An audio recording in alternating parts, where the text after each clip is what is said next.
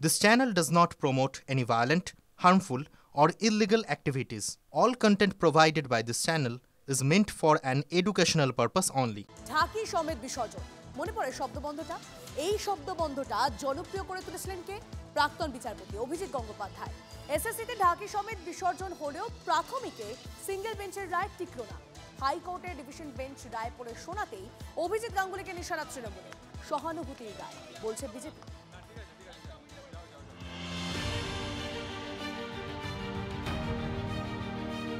এসএসসিতে ২৬,০০০-এর গোটা প্যানেলই বাতিল। নতুন নিয়োগ পরীক্ষা নিয়েও মামলার শুনানি চলছে কলকাতা হাইকোর্টে। ল্যাজে গোবরে দশা রাজ্য সরকারের। এই অবস্থায় বেশ খানিকটা অক্সিজেন প্রাথমিক মামলায়। স্বস্তি পেয়েই বিজেপি সাংসদ তথা তৎকালীন বিচারপতি অভিজিৎ গাঙ্গুলিকে আক্রমণ শিক্ষকদের, নিশানা তৃণমূলেরও। অভিজিৎ গাঙ্গুলি একটা কলমের খোঁচাতে আমাদের জীবনে যে কলঙ্ক লাগিয়েছিল, আমাদের কপালে যে কলঙ্কের দাগ দিয়েছিল, সেই দাগ আজকে মুছে গেছে। রাজনৈতিক ষড়যন্ত্রের শিকার আমরা। ওনার প্রতি যথাযোগ্য সম্মান রেখেই বলছি, আমাদেরকে বলি দেওয়া হয়েছিল অন্য কোনো উদ্দেশ্য। ২৬,০০০-এর চাকরি গেল, আপনি এমপি হলেন। চাকরি খাওয়ার বিনিময়ে কি আপনি এমপি হলেন? বিজেপিতে কখন এলো ওটা বড় কথা নয়, বড় কথা হচ্ছে কর্মক্ষেত্র আলাদা, রাজনৈতিক ক্ষেত্র আলাদা। আমাদের মনে কিন্তু তার আর ভগবান জায়গাটা ছিল, সেটা আর নেই। তিনি আমাদের কাছে বর্তমানে শয়তান রূপে পরিণত হয়েছেন। চাকরি খেকোদের ঢাকি সহ বিসর্জন দিল বঙ্গোপসাগরে। বিচারপতি তপব্রত চক্রবর্তী ডিভিশন বেঞ্চ শুধু সিঙ্গেল বেঞ্চের রায়কেই খারিজ করেনি, বিচারপতির কি করণীয় নয় তাও মনে করিয়ে দিয়েছে ডিভিশন বেঞ্চ। সেই সূত্র ধরেই শিক্ষামন্ত্রী ব্রাত্য বসুর মন্তব্য, মহামান্য আদালত বলছেন বিচারকদের কাজ অনুবীক্ষণ যন্ত্র দিয়ে খুঁত বার করার নয়। ২, আমরা বিচারকরা কেউ মধ্যযুগের নাইট নই যে ছদ্মবেশে মাথায় হেলমেট পরে রাতের অন্ধকারে সমাজের ভালো মন্দ খুঁজতে বেরোবো। মানবিক রায় বলছে বিজেপি, মানবিকতার কথা মুখ্যমন্ত্রীর মুখেও। অভিজিৎ গাঙ্গুলি সঠিক, তিনি ডকুমেন্ট এবং তথ্যের উপরে জাজমেন্ট দিয়েছিলেন, আর ডিভিশন বেঞ্চের ২ জাজ মানবিক দৃষ্টিভঙ্গি দেখে এই চাকরিটাকে বহাল রাখলেন।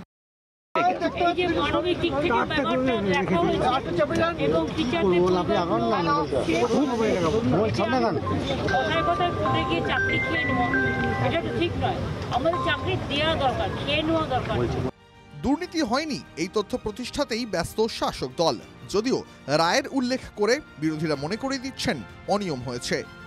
কোর্ট একটা রায় দিয়েছে, যে রায়তে চাকরিরতরা স্বস্তি পেয়েছেন, এটা যথেষ্ট গুরুত্বপূর্ণ, কোনো সন্দেহ নেই। কিন্তু কোর্ট কখনো বলেনি যে দুর্নীতি হয়নি, বরং দুর্নীতি হয়েছে, কিন্তু দুর্নীতির জন্য এদের চাকরি এখন খারিজ করাটা না, সেটা বলেন। সুপ্রিম কোর্টে মামলা এগোলে রাজনৈতিক তরজা আরও জমবে। Bureau report, TV9 Bangla. মুখ্যমন্ত্রীর সভায় ডাক পেলেন তৃণমূলের বিধায়ক হুমায়ুন কবির।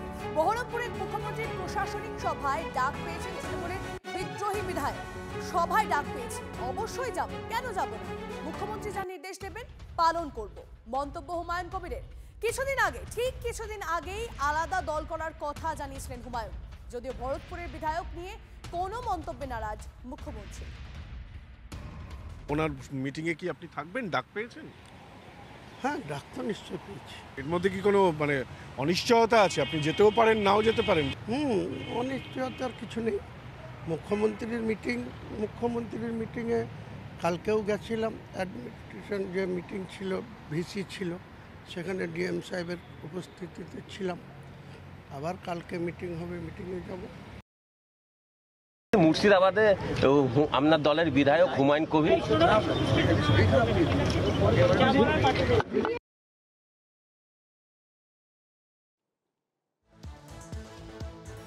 প্রসঙ্গ বিধানসভার ভোট। মুর্শিদাবাদ জেলায় তৃণমূলের সেরা পারফরমেন্স ছিল 2021-এ, কিন্তু বিরোধী দলনেতার ভবিষ্যৎবাণী 2026-এর নির্বাচনে নবাবগড়ে শূন্য হবে মমতা বন্দ্যোপাধ্যায়ের দল।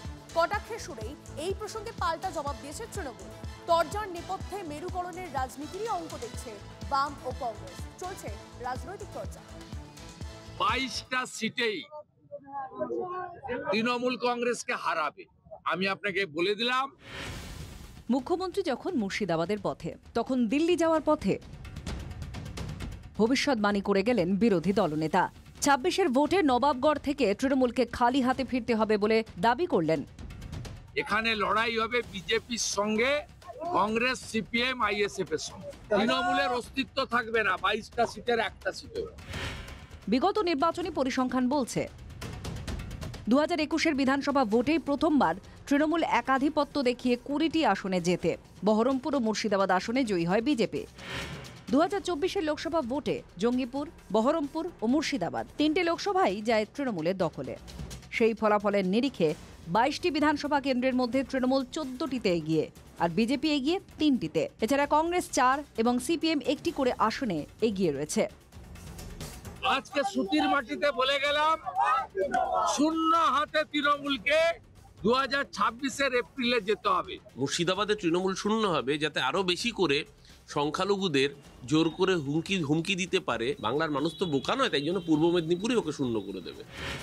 বাংলার সর্বাধিক মুসলিম প্রভাবিত জেলা মুর্শিদাবাদ। একসময় কংগ্রেসের একাধিপত্য ছিল, লড়াই হতো বামেদের সঙ্গে। এখন নবাবের জেলায় এই দুই পক্ষই প্রান্তিক শক্তিতে পরিণত হয়েছে। থাবা বসিয়েছে মেরুকরণ। সেই পথ আরও মসৃণ করেছে ধুলিয়ান শামসেরগঞ্জের হিংসা, জাফরাবাদে বাবা ছেলে হরগোবিন্দ দাস ও চন্দন দাস হত্যাকাণ্ডের ঘটনা। তার উপর আগামী 6 ডিসেম্বর একই দিনে তৃণমূল বিধায়ক হুমায়ুন কবিরের বাবরি মসজিদের আদলে মসজিদের শিলান্যাস। আর বিজেপি নেতা শাখারব সরকার রাম মন্দিরের ভিত্তিপ্রস্তর স্থাপনের উদ্যোগ মেরুকরণের জল্পনায় বাড়তি মাত্রা যোগ করেছে। কার কি হবে আমি জানি না। মুর্শিদাবাদ জেলায় কংগ্রেসের উত্থান হবে, আমি লিখে দিতে পারি। সবাই জানে যে এখানে বাম এবং কংগ্রেস শক্তিশালী। মুর্শিদাবাদ মালদা জেলাকে বরাবরই টার্গেট করছে বিজেপি এবং তৃণমূল উভয়ই। এই মেরুকরণের রাজনীতি হচ্ছে ওদের হাতিয়ার। ইতিমধ্যে মুর্শিদাবাদের সক্রিয়তা বাড়িয়েছে আইএসএফ। তৎপর আসাউদ্দিন ওয়েসির দল মিমো। দল বদলের পর্বও জারি।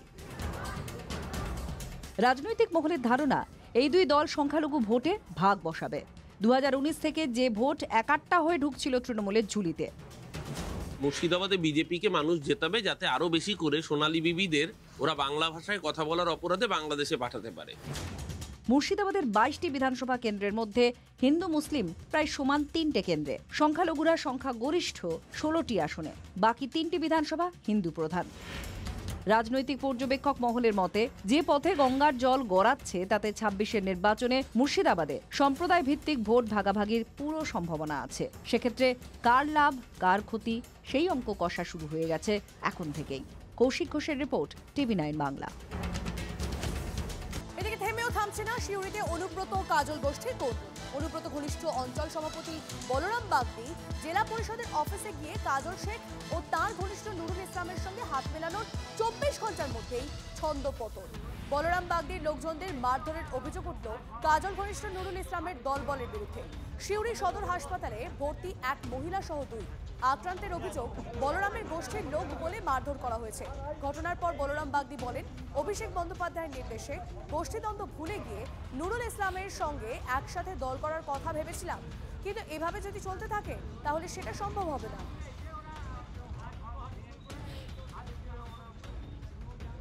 বলরাম অঞ্চল সভাপতি, তার নির্দেশে আমরা পার্টিটা করি। আর নুরুলের যারা দীর্ঘ দিনে যারা বিজেপি করে এসেছে তাদেরকে নিয়ে